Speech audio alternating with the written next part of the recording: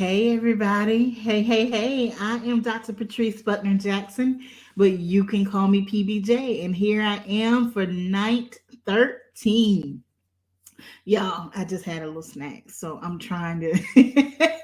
I should have eaten that earlier before I jumped on live with you all, but never mind. We're going to get through this together. Listen, my goal in this back to school with PBJ is to prepare you to have the best school opening you've ever had. I want you to go back with no overwhelm and no burnout. So that's why I'm giving you these strategies. So for the last 13 nights, I've come on at 7 p.m. Eastern to share a spoonful of PBJ with you to encourage your heart, but also equip you. I don't want you just to be motivated. I want you to have the tools that you need to accomplish what you need to accomplish, to go back to school and go do all the things that you need to do without burning out, without feeling overwhelmed. So that's what we are doing. If you've been following, you know, for the last few nights, we have been checking our backpack. We're going to transition a little bit tonight. Last night, we talked about rest. If you did not watch that, you need to go back to day 12 and watch how to create a lifestyle of rest. That's one you need to put a bookmark on, a pin in. You need to hear it over and over because that's a secret weapon to living. I keep shaking my finger at y'all. Put your hands down, PBJ. That's what you need as a secret weapon to create this lifestyle where you are disrupting the cycles of burnout. So make sure you go back to day 12. Make sure you get that lifestyle of rest. So today, I want to share with you and ask you a question. Do you have a personal care team? A personal care team for you. So, as educators, no matter what your role is in education, we take care of a lot of people.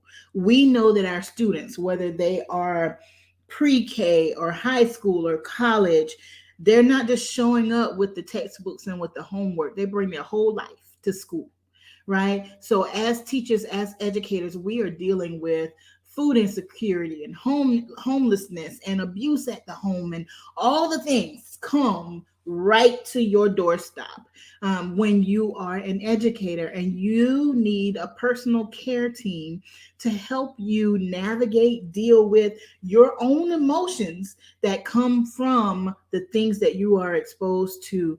You see a lot, you hear a lot, your students go through a lot, and because they go through a lot, so do you. So you've got to build a personal care team in order to make sure you are okay so that you can continue sewing and caring and sharing. So I want to give you 3 roles that need to be filled on your personal care team. So this is just for you. You need these 3 roles in your life. And if you've heard me for any amount of time, you know exactly what I'm getting ready to say. You need a counselor, you need a coach, and you need a community. Every person does, especially every professional that does compassionate, purposeful work. You need a counselor, a coach, and a community. Let me tell you why you need all 3. Number 1, you need a counselor, friend. You need a therapist. Y'all, I have to tell them myself, I walked students to counseling for 20 years before I went for myself. I convinced students that counseling was necessary before I ever considered that counseling was necessary for me. It wasn't until I hit rock bottom burnout that I decided, oh, okay, I need a therapist. Therapy doesn't mean something is broken. Therapy doesn't necessarily mean there's going to be a diagnosis. Therapy is maintenance. You need to have a place that you can go where that person is not emotionally connected to you. They can be honest with you, and you can also receive from them, and you can share with them without worrying about hurting their feelings or worrying about it getting back to someplace else. If you're going to effectively check your backpack, you need a therapist to help you shine a flashlight in that backpack and discover things that you can't see for yourself. There are ways that you have, behaviors that you have, ways that you show up, and you don't even know where it came from. You haven't made the connection yourself to understand where you learned that, but through therapy, you begin to know you better. and you understand why you show up the way that you show up, why you struggle with some things, why you're great at some things. All of that comes out when you're connected to therapy.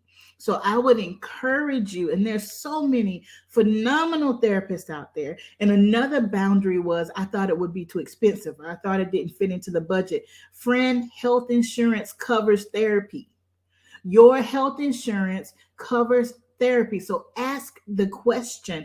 And even if it doesn't, there are some therapists that will meet with you on a sliding scale. There are some therapists that you can meet with just online and not physically have to go to the office.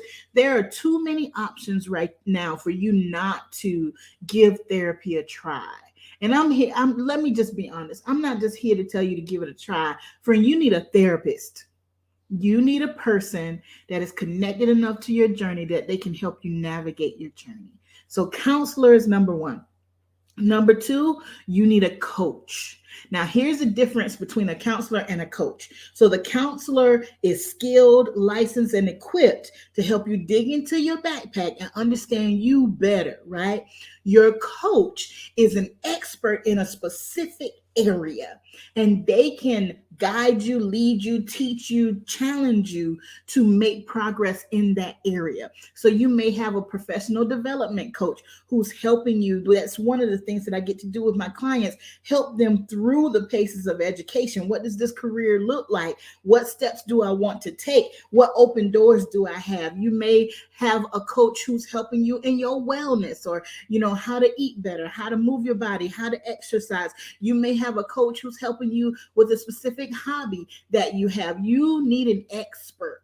Why reinvent the wheel when there's somebody out there who's already done it and they can teach you how to do it?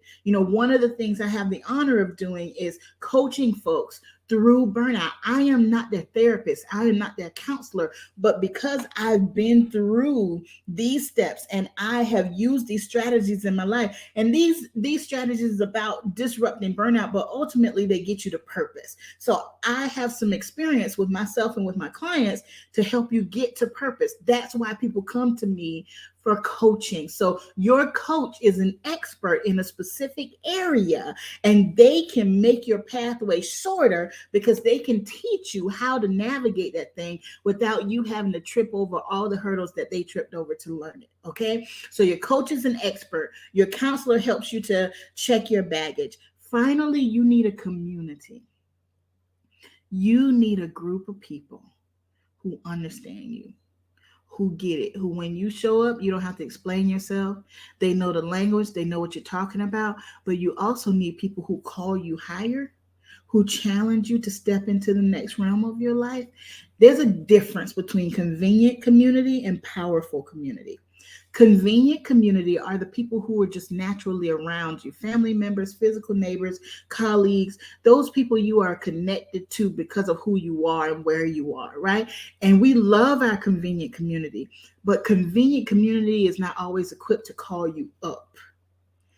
If you are surrounded by people and you're the smartest one in the room or you're the most accomplished one in the room, you need another community. You need a community that when you show up, you feel compelled, you feel pulled, you feel challenged. I have people in my life who we communicate through chat or through apps, or, we meet on Zoom. And every time we get together, I feel greatness being pulled out of me, because of powerful community. It's one thing to have a counselor, and you need that. You also need a coach, but your community gives you accountability.